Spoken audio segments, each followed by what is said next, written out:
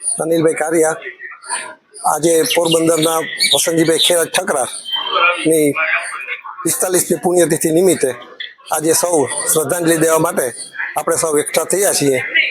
હવે બધાનો વિચાર એવો છે કે આવતે વર્ષે આનાથી પણ વધારે એની પુણ્યતિથિની ઉજવાય એવી સૌની આશા છે. તો આવતે વર્ષે અમે આના કરતાં 10 ગણું માણસ ભેગું થાય એવા અમારા સૌના પ્રયત્ન રહેશે. આજે વસંતજીભાઈની જે આ સ્મશાન આપણું બચ્યું છે તો એ એકમાત્ર વસંતજીભાઈ ખેરાજને લીધે બચ્યું છે.